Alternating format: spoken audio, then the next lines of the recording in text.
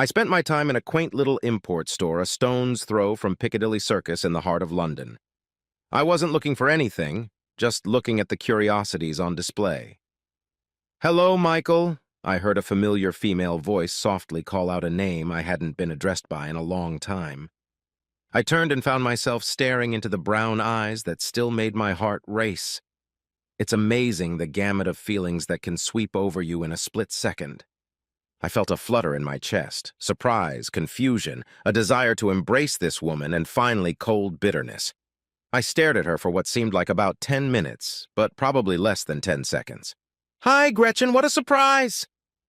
I went back to watching, not really wanting to engage her in conversation, but knowing full well that it was unavoidable. Gretchen, I knew, would never leave things alone.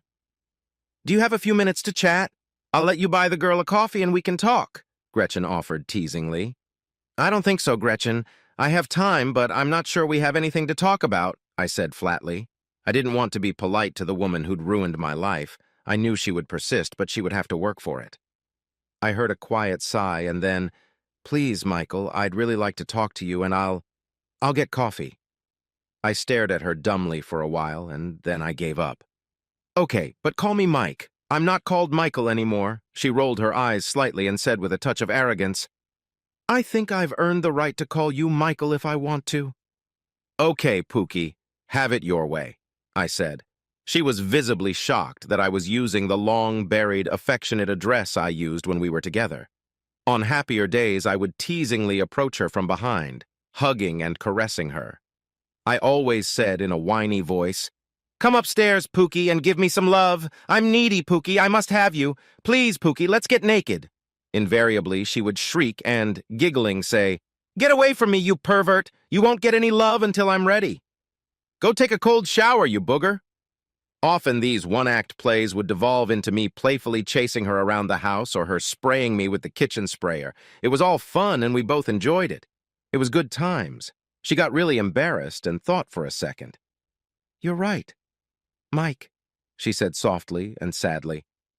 I was surprised by her reaction and sensed that there was more behind that surrender than could be explained in words.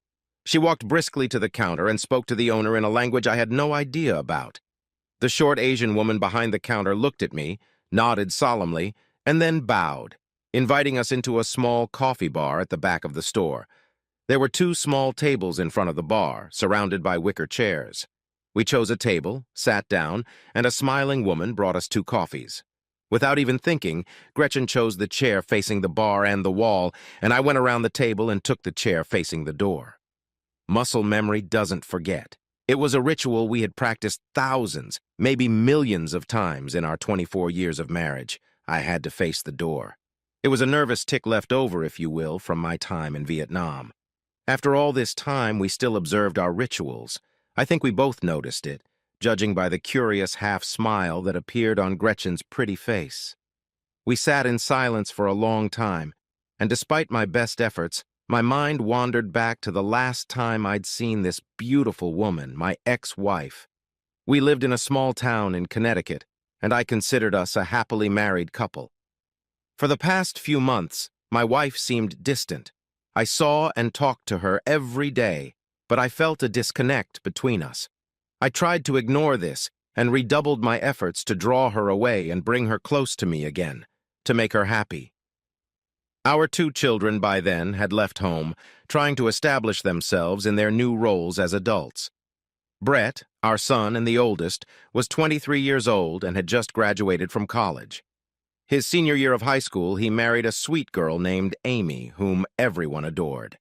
He and Amy both work in New York City and take the train to their small townhouse in New Jersey. They had achieved some success and were, and still are, deeply in love with each other. It was beautiful to see. Our second child was our ball of lightning daughter, Misty, who was 21 years old. She is the apple of my eye, a feature of Daddy's daughters, and our wild child. I held my breath and self-control most of the time while she was in high school. However, by her second year of college, she finally realized that all the he-tea we were heaping on her was for E's own good, calmed down, and will soon graduate with a bachelor's degree, appearing frequently on the dean's list. So there you go. I was editing an article that was to appear in one of the magazines published by my employer when I got a call from my wife. "Hey, Michael, it's Gretchen. Would you like to have lunch with me today? I know it's an urgent invitation, but I thought it would be fun to do something out of the ordinary for a change." I was thrilled. "Sure, babe, that sounds like a great idea. I'm glad you called. Do you have some place in mind, or should I pick?" "Meet me at Cafe Paris in, say, 45 minutes? Is that okay with you?" Gretchen asked in a professional, measured tone. It felt like distance was still being maintained, but at least it was a start. I was beyond excited and really hoped for a warming of our relationship. "I'll be there with the bells on. Maybe I should wear something else," I said with a grin, trying to lighten the mood and show how pleased I was. "Yes, please," she replied, not very cheerfully. "Okay, I'll see you at 12:15. "Thanks, babe, that's a great idea. I love you," I said, getting up from the table and pulling out my jacket with a wide grin on my face. She simply said, "Okay, I'll see you soon." I hurried to my car and drove across town to meet my favorite wife for lunch. I cannot describe how thrilled I was by this simple gesture on her part. When I entered, she was sitting at the table with a glass of wine. I touched her shoulder and leaned over to kiss her. She turned her head slightly and gave me a peck on the cheek. I guess that should have told me something. I said, smiling stupidly, "Hey, gorgeous, looking for a date?" She smirked slightly. "Let's order so we have more time to talk afterwards." We ordered, and she started talking about some translation projects she was working on at Trade, the import-export company where she worked as a language specialist. I ate and listened to her, but I started to feel a little uncomfortable. She hardly touched her food. After the dishes were put away, she paid the bill with her business credit card, saying that everything was fine and that her boss knew she was treating me to lunch. She looked down for quite a while and was silent. I was about to ask what was wrong when she, looking me straight in the eye, said, "Michael, you can't just say that." "Michael, I've been having an affair for about 8 months. I love him and I want a divorce." I was stunned, shocked, and destroyed in one fell swoop. I stared at her in silence, unable to speak. My world split in half in an instant. Never in my life, not even after what I had seen in the war, had I been so shocked. I was broken at the core. I couldn't think. I couldn't speak.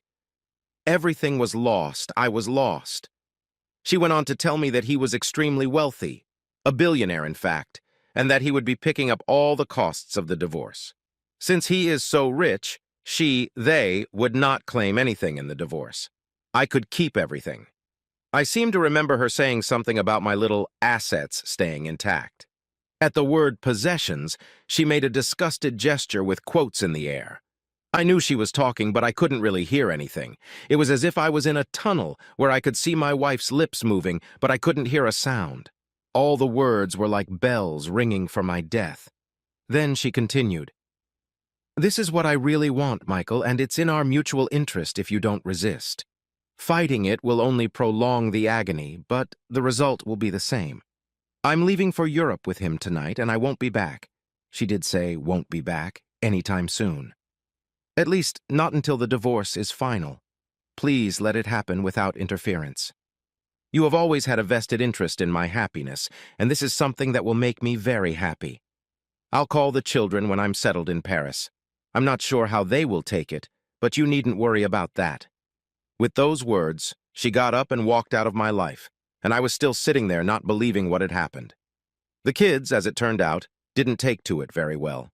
They were just as stunned and hurt as I was. She never called them, and I had to break the news to them myself. I was effectively accused of killing her and disposing of her body. The months following my wife's passing were horrible. My children and I fought fiercely, digging in our hearts about what we had done to make it happen, and exchanging accusations. I was able to get the name and some information about Gretchen's beau from her office, unofficially. I then started searching the internet for any pictures or articles about him. Fortunately, I was able to find several photos of him with a radiant Gretchen in his arms, taken after she had left, which definitively disproved the suggestion that I had anything to do with her disappearance. Interestingly, she was not mentioned in any of the photos, even though several people were listed in the captions. Apparently, they were trying to keep their home life private. After about a year, I was able to get my new life together and began to take an interest in life again. During this time, I became friends with a few select, red, disgruntled employees of Gretchen's former employer. I found out that senior executives not only knew about Gretchen's affair, but also provided cover for her. It seems that some of her Bose companies provided a lot of work and products for trade, so they thought it was in their best interest to make him happy. They even sent out memos to some employees advising them to keep things quiet and ignore what was going on. Gretchen's scheming took place on company time. Can you say lawsuit? Yes, I sued them. Now I'm living quite comfortably off them. I don't get my pound of flesh from Gretchen or her beau. Note, part of our divorce agreement was that I would never reveal the identity of her beau, blah, blah, blah, but I don't mind making the guilty party feel my pain. It's been 3+ years since our last lunch, and I found myself sitting at a communal table across from my favorite ex-wife. She still looked very beautiful, the best clothes, hair, and makeup that money could buy, but she had a tired, sad look. Those soulful brown eyes of hers, the eyes I'd always adored, told me nothing. She seemed to be dead inside. When she was happy or excited, those eyes would dance, flash, and sparkle with life. Today the fire had gone out. Apparently, happiness was still eluding her. You look good, Michael. Mike. Probably lost weight and got a little more muscular, she started the conversation. Thank you, I said simply. This was her show. She wanted it, and she could pull it off. I can't believe we actually ran into each other in London. What are the odds? She continued. Yeah, it's pretty hard to believe, I parried. I've been doing a lot of translating in my new position, and I've even learned a couple of new languages. She continued to fish around for an opportune moment. I've always been impressed by that about you. You're a very talented and beautiful woman, I finally opened up. She suddenly lowered her eyes and wept. Thank you, she whispered. I haven't been getting any recognition lately. I'm not sure anyone even knows I'm alive. I thought your husband was going to put you on display. He never married me. I'm just a sex toy that can speak multiple languages. If he wants to make a good impression on someone, he takes me out to show them a good time and talk to them in their language. A 40-year-old American woman who can speak more than English, can show people around almost anywhere, and is willing to get laid is, I think, rare. I've become a valuable whore, she said sadly. What? Why don't you leave? Get on the nearest plane and get the hell out of Dodge, I said hotly. It's complicated. I live a very, very good life, but I'm being watched all the time. It would be very hard for me to leave. The only reason I can talk to you now is because we met by chance, and I didn't leave the store. Also, Marika, the owner is a friend of mine, and she kind of has my back if I need to hide for a while. It sounds awful, but I guess it's your choice. Okay, let's change the subject. Why didn't you ever call the kids? I had a really hard time convincing them that I didn't kill you or get rid of your body. They were really devastated that they never heard from you. I was now insisting on answers. She only seemed to sink further into sadness. I wasn't allowed. I left that afternoon on a private jet, and access to my former life was completely cut off from me. As I said, I was being watched all the time. She suddenly leaned forward and looked directly at me. Michael, I can't tell you how many nights I lay alone in a big house in an exotic place and wished I was still lying next to you in our home in Connecticut. God, I miss you and I miss us. I could feel myself reverting back to an old habit, fixing everything to make Gretchen happy. I saw myself being sucked back in and froze. Wait, I said, raising my hands in surrender. I can't fix your life for you. What's more, I will not fix your life. How dare you sit here and whine about your life? You did this. You chose this. A whole bunch of people I love dearly had to live and deal with the situation you created for them. It was not what they wanted or chose for themselves. Their lives were forever changed because of choices and decisions that you made without their consent or participation. I happened to run into you for the first time in 3 years and it's already all about you? Damn, I'm already tired. You know you haven't asked about your kids yet? What kind of mother does that? For your information, you're a grandmother now. Brett and Amy have a cute little girl who's going to be 2 in a couple months. If you're interested, her name is Brianna Lynn. Your daughter Misty, remember her? She's planning on marrying a really nice guy named Trevor in about 6 months. She's still hoping you'll be at the wedding, but it's really hard when we have no address or way to contact you.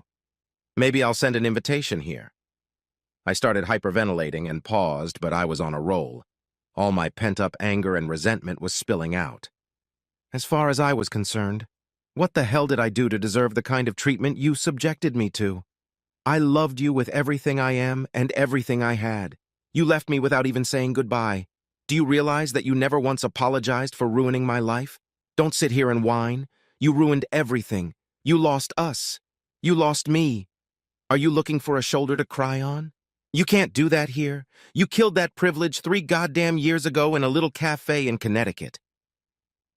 I was about to get up and leave, just like she did 3 years ago, when an angelic voice with a distinctly English accent broke into the fiery twilight. Mike, I sure as hell can't leave you alone for even 5 minutes without you chatting up some beautiful woman.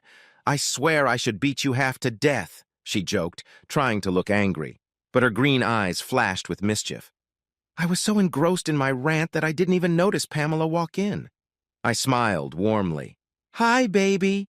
Pamela, I'd like you to meet Gretchen, my ex-wife. Gretchen, this is my friend, Pamela. Gretchen was still reeling from my verbal assault, and now she was face to face with her replacement. She was silent and struggling to keep her composure. Pamela simply extended her hand in the traditional friendly gesture and said, smiling, I'm very pleased to meet you, Gretchen. Mike has often mentioned you, but not very warmly, I'm afraid. I suppose I should thank you for letting that lusty fellow go and giving me a chance to get a grip on him. He can be quite a nuisance, but I am gradually accustoming him to the house. Pamela looked at me and smiled broadly. She stroked my shoulder fondly and continued. Mike, my crazy Yankee, I'm afraid we must be off if we are to catch the train to Ely. I'm sorry to interrupt you, but I'm worried about the time. I patted her leg. Don't worry, my sweetie, I'm just finishing up. Then I turned to the still struggling Gretchen and said, We have to run, but thanks for the coffee and for your time. I'll tell the kids you say hi for me and tell them you said you love them, even though that's a bit of a lie. I shook her hand and then said, I hope, Gretchen, that you find your happiness someday, but I'm afraid you're looking in the wrong place. Thank you also for 23 good years. They were mostly happy years for me, and I really thank you for that. Goodbye, Gretchen. Gretchen continued to sit with the same shocked look as I had 3 long years ago. Pamela and I stepped out into the bustling life of London to meet the appointed train. She never asked about the reunion, but I think she heard enough to know that it was not a joyous reunion. For the first time in a long time, I felt free. Yes, I felt free and even a little happy.